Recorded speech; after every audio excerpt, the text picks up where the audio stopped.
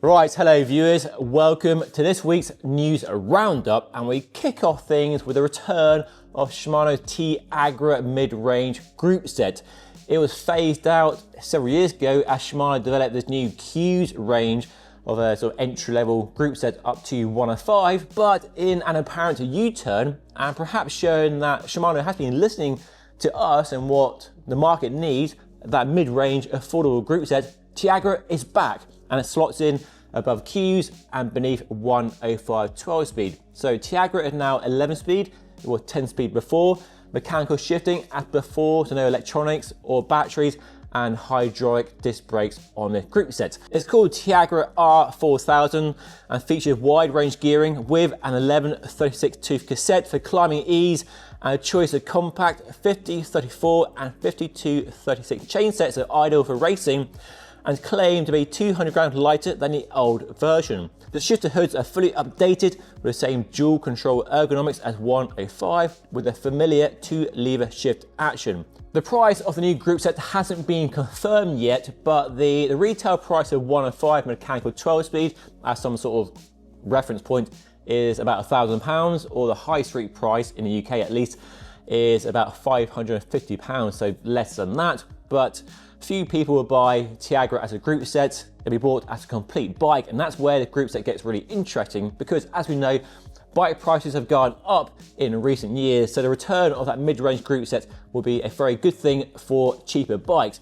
And looking at Giant as a sort of bellwether of bike prices, their cheapest TCR Advance 2 with a 105 mechanical shifting group set is £2,300. So that bike with a Tiagra group set would be, I don't know, I'm guessing £2,000 or maybe £1,800. So it could be ideal for that sort of £1,700 to £2,000 price bracket in the UK at least for road bikes. So a good return to give a really high level group set. And I'm sure the shifting performance will be as good as 105 and group sets above it. And the brakes we are familiar with, so very powerful, and reliability and a nice gear range. So that's a really exciting thing for 2026 for more affordable bikes for more people. So nice move by Shimano to address the lower end of the market. Definitely very welcome news indeed. And I guess the next release from Shimano, maybe in summer, will be a new Dura Race at the top end. But for now, new Tiagra. Check it out at your local bike shop, I guess, fairly soon. Next up, we have a new saddle from fizik. Back in the 2000s, they launched the Arione. I still remember working for Road Cycling UK as a young staff writer when this launched, and it was a revolution. The length was a key talking point, and the idea was to give the rider, the racer, lots of room to move around, find a position when they're climbing, on the nose, when they're sprinting, in the aero tuck position, and just create as much space as you want. But it fell out of fashion over the last handful of years as saddles got shorter, but now they've relaunched it. I don't think it actually was discontinued, just fell out of favor, I guess, as it's really interesting how saddle shapes have changed with trends and fashion over the last few decades that I've been cycling at least. So that came out in the early 2000s, and there's a brand new version, and I had my hands on one for testing to revisit a saddle I used a lot on my old Super 6 Evo back in the day, and it's back. It looks the same dimensions. It looks very similar to the old saddle, the same length, 2 width options. This is a wider 145, but a few key obvious changes. There's now a pressure reducing channel down the middle, which the old one did not have. It was flat along the top, and the rails have been redesigned with this interesting sort of composite material down to the metal rails on this model, where they went into the base as before, so quite different. I think the idea is to give you more scope for putting a saddle as far forward as you want on the seat post. It now has 2 bolts on the bottom for accessories, bags, lights, that sort of stuff, and has the option of a super high-end adaptive 3D printed upper if you want that as well. And one nice detail I just noticed on a saddle is a 75mm marker on the base of the saddle for getting the saddle in the right position, which you know if you saw my bike fitting video with Lee Prescott, link down below in case you missed that, for how to set your saddle up on your bike. So brand new Arione Is this a welcome return, or is it an odd, pointless return of a classic, given how saddles have changed a lot since it first came out and how generally they are shorter than ever before? Let me know your thoughts by dropping a comment down below. And were you or are you an Arione fan? Love to hear from you as always. Next up, Italian power meter brand Favero have launched a new look compatible Arione Pro RL pedal. These are their new design, essentially, where the old pod for the power meter gubbins was on the outside, but now inside the spindle, the axle of the pedal. First came out with the MX, the SPD pedal, and then the Shimano SPD SL, and now the look compatible option has that update as well. And that means they use the same power meter axle spindle design, so the same reliability, the same accuracy, the same compatibility with Wahoos and Garmin's, and plus Bluetooth, long running battery life you can charge around the axle. And the only downside is there's no 8mm end in the axle. You have to use a 15mm flat spanner, but tiny little niggle there. And because the pedal axle is the same, you can actually swap the bodies from one to the other. Not a 5-minute job, but you could, if you wanted to, run the mountain bike pedals through the winter, say, and then for summer, swap to the SPD SL or the Look platform if you need.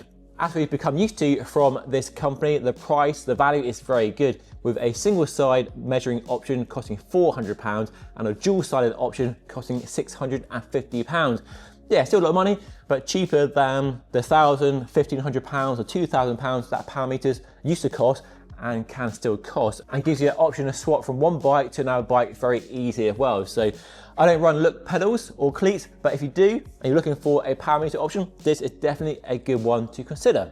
Specialized has finally unveiled the cotton TLR tyres that the Red Bull team have been running for nearly the past year. Quite a few websites and people have spotted these new tyres being run by the likes of Remco, Evenepoel, and now they're available to buy. If you want the best tyres that Specialized currently makes, these are the ones to go for. And the cotton tyres, the turbo cotton tyres, have always been a very highly regarded tyre for both the speed, the low weight, and the amazing suppleness. Suppleness is an overused word in the tyre world, but something about this old-fashioned cotton construction gives a fantastic smoothness and suppleness and road feel compared to more modern tyre manufacturing methods. The downside in the past is that they're not as durable, they're a bit more fragile, and they cut up more easily and punch it more easily. The price you pay for that juicy suppleness. But now Specialized have redesigned the tyres and they use a polyester cotton hybrid mix for the casing, which they claim offers improved durability whilst maintaining that legendary suppleness the tyres offer. And of course, Specialized are claiming these are their fastest and smoothest tyres ever. And the previous, on the Bicycle Rolling Resistance website, my favorite website for tyre testing, the previous cottons tested, the Cotton Hell of the North 28, so a more robust version of the cotton designed for Paris-Roubaix, scored pretty well in their testing, but some way behind the fastest tyres currently available.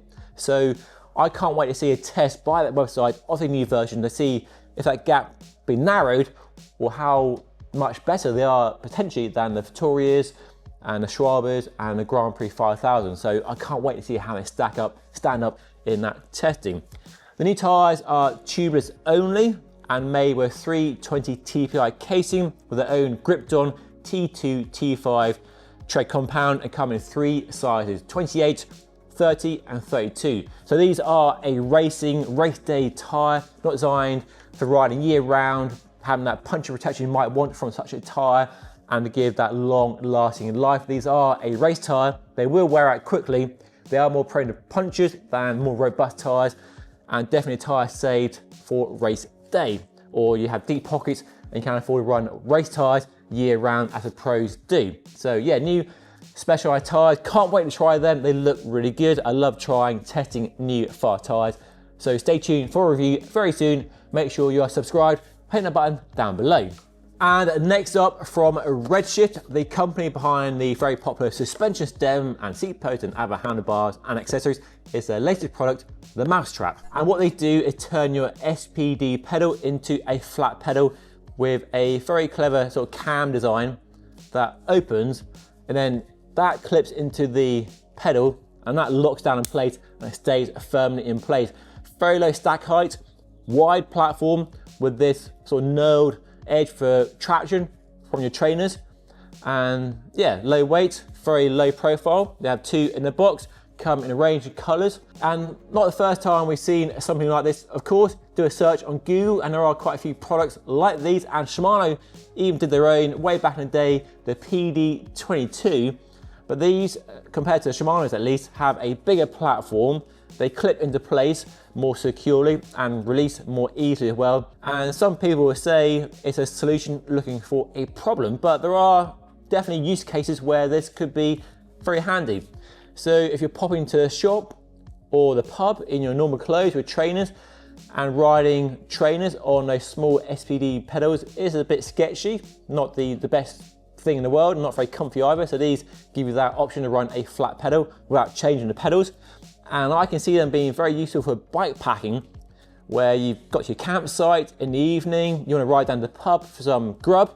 You put these on there and using your flip-flops or your trainers when you ride into the pub, and you have these in your bag, very low weight and low profile. Slap those on your pedals and that ride to the pub will be a little easier than without them. So yeah, definitely a niche product, not for everybody, and lots of people complaining on my Instagram that they are a solution looking for a problem. But I reckon there's definitely a market for these. Let me know what you think by dropping a comment down below, and they're available right now on the Redshift website, link down below. Not sponsored, just to remind you. But I'm gonna try them. I have a bike packing race coming up, and I might well pack them for when I'm riding around in not my mountain bike shoes. So yeah, some interesting products this week from Fizik, Specialized, Shimano and Redshift. But for me, that Shimano Tiagra news is the most exciting. Let me know what you think of these new topics by dropping a comment down below. And of course, make sure you are subscribed, hitting the button right there on screen. And to see a video on some of the other stuff I've been up to recently, watch this one right up here. But that is all for today. I'll see you again very soon. Thank you so much for watching.